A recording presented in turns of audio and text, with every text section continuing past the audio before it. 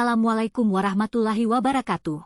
Perkenalkan, nama saya Aura Aprilia Putri, Prodi Akuntansi Syariah, Fakultas Ekonomi dan Bisnis Islam, Institut Agama Islam Negeri Parepare. Di sini saya akan memaparkan atau menjelaskan salah satu materi mata kuliah Ekonomi Makro Islam yang berjudul Perdagangan Internasional dan Kurs Mata Uang dalam Ekonomi Makro Islam. Tolong disimak baik-baik ya. Apa sih itu perdagangan internasional? Nah, perdagangan internasional adalah perdagangan antar negara yang melintasi batas-batas suatu negara.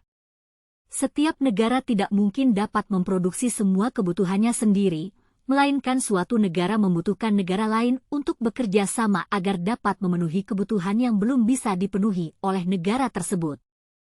Kegiatan dalam perdagangan internasional dilakukan dalam bentuk ekspor dan impor. Selanjutnya, dampak perdagangan internasional. Dampak positif dari ekspor adalah cadangan devisa negara menjadi meningkat, menjadikan pasar dalam menjual hasil produksi negara menjadi sangat luas jangkauannya.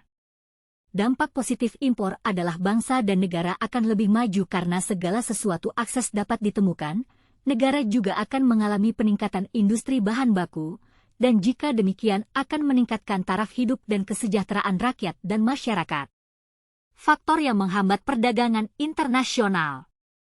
Adapun yang menjadi faktor penghambat adalah adanya konflik atau perang yang terjadi dalam suatu negara, perbedaan mata uang, kebijakan impor dan ekspor yang terkadang menguntungkan satu pihak. Nah, kita ke bagian B. Nilai tukar mata uang, kurs. Yang pertama, pengertian kurs, nilai tukar atau kurs, exchange rate. Satu mata uang terhadap lainnya merupakan bagian dari proses valuta asing. Nilai tukar merupakan jumlah mata uang dalam negeri yang harus dibayarkan untuk memperoleh satu unit mata uang asing. Kedua, sejarah perkembangan kebijakan nilai tukar di Indonesia. Sejak tahun 1970, negara Indonesia telah menerapkan 3 sistem nilai tukar, yaitu sistem kurs tetap 1970 hingga 1978, sesuai dengan Undang-Undang Nomor 32 Tahun 1964, Indonesia menganut sistem nilai tukar tetap kurs resmi Rp2.50, sementara kurs uang lainnya dihitung berdasarkan nilai tukar rupiah terhadap US dollar. Untuk menjaga kestabilan nilai tukar pada tingkat yang ditetapkan, Bank Indonesia melakukan intervensi aktif di pasar valuta asing. Adapun sejarah lainnya yaitu sistem mengambang terkendali 1978-1997. Pada masa ini, nilai tukar rupiah didasarkan pada sistem sekeranjang mata uang, basket of currencies. Kebijakan ini diterapkan bersama dengan dilakukannya devaluasi rupiah pada tahun 1978. Dengan sistem ini, pemerintah menetapkan kurs indikasi, pembatas, dan membiarkan kurs bergerak di pasar dengan spread tertentu. Pemerintah hanya melakukan intervensi bila kurs bergejolak melebihi batas atas atau bawah dari spread. Ketiga, ada faktor-faktor yang mempengaruhi nilai tukar rupiah yaitu: yang pertama, tingkat inflasi. Inflasi dapat dipilih berdasarkan sifat temporer atau permanen. Inflasi yang bersifat permanen adalah laju inflasi yang disebabkan oleh meningkatnya tekanan permintaan barang dan jasa. Sedangkan inflasi yang bersifat temporer adalah inflasi yang diakibatkan gangguan sementara, misalnya kenaikan biaya energi, transportasi, dan bencana alam. Kedua, tingkat suku bunga. Suku bunga juga dapat dikelompokkan menjadi suku bunga tetap dan suku bunga mengambang. Suku bunga tetap adalah suku bunga pinjaman tersebut tidak berubah sepanjang masa kredit, sedangkan suku bunga mengambang adalah suku bunga yang berubah-ubah selama masa kredit berlangsung. Dengan mengikuti suatu kurs referensi tertentu seperti misalnya LIBOR, di mana cara perhitungannya dengan menggunakan sistem penambahan margin terhadap kurs referensi. Ketiga, jumlah uang beredar atau JUB. Jumlah uang beredar adalah uang yang berada di tangan masyarakat. Jumlah uang beredar, JUB, merupakan penawaran uang, money supply. Dalam arti sempit, narrow money. JUB didefinisikan sebagai M1, yang merupakan jumlah seluruh uang kartal, uang tunai, yang dipegang anggota masyarakat, dan non-bank publik, dan uang giral, demand deposit, yang dimiliki oleh perseorangan pada bank-bank umum.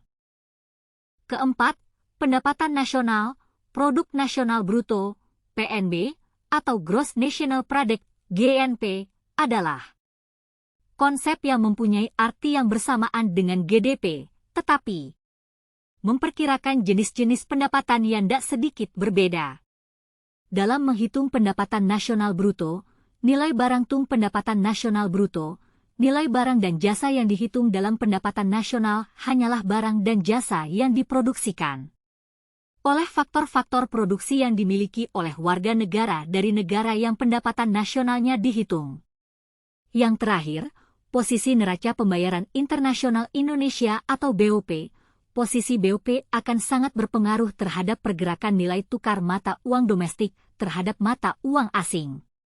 Balance of Payment, BOP, dan Balance of Trading, BOT, mencerminkan arus uang masuk dan keluar dari suatu negara. Poin keempat, penentuan nilai tukar. Ada beberapa faktor yang mempengaruhi pergerakan nilai tukar, yaitu 1. Faktor fundamental. Faktor fundamental berkaitan dengan indikator-indikator ekonomi seperti inflasi, suku bunga, perbedaan relatif pendapatan antar negara, ekspektasi pasar dan intervensi bank sentral. Kedua, faktor teknis. Faktor teknis berkaitan dengan kondisi penawaran dan permintaan devisa pada saat-saat tertentu. Saat-saat tertentu. Apabila ada kelebihan permintaan, sementara penawaran tetap, maka harga falas akan naik dan sebaliknya. Ketiga, sentimen pasar lebih banyak disebabkan oleh rumor atau berita-berita politik yang bersifat insidentil. Berita politik yang bersifat insidentil yang dapat mendorong harga falas naik atau turun secara tajam dalam jangka pendek. Keempat, sistem kurs mata uang.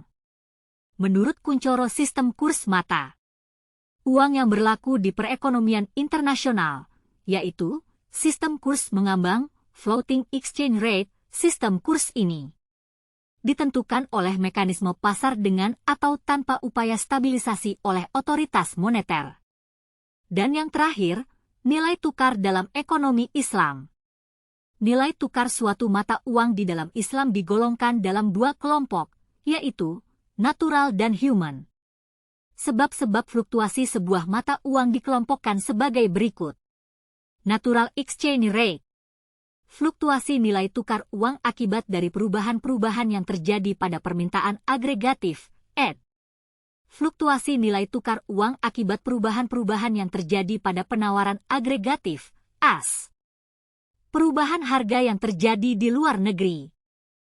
Baiklah, itulah tadi pembahasan tentang materi perdagangan internasional dan kurs mata uang dalam ekonomi makro Islam, yang dimana dapat disimpulkan, perdagangan internasional adalah perdagangan antar negara yang melintasi batas-batas suatu negara. Setiap negara tidak mungkin dapat memproduksi semua kebutuhannya sendiri, melainkan suatu negara membutuhkan negara lain untuk bekerja sama agar dapat memenuhi kebutuhan yang belum bisa dipenuhi oleh negara tersebut. Kegiatan dalam perdagangan internasional dilakukan dalam bentuk ekspor dan impor. Kurs merupakan salah satu harga yang lebih penting dalam perekonomian terbuka, karena ditentukan oleh adanya keseimbangan antara permintaan dan penawaran yang terjadi di pasar, mengingat pengaruhnya yang besar bagi neraca berjalan maupun bagi variabel-variabel makroekonomi lainnya.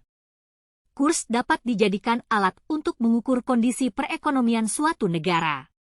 Cukup sekian dari saya, kurang lebihnya mohon dimaafkan. Terima kasih. Wassalamualaikum warahmatullahi wabarakatuh.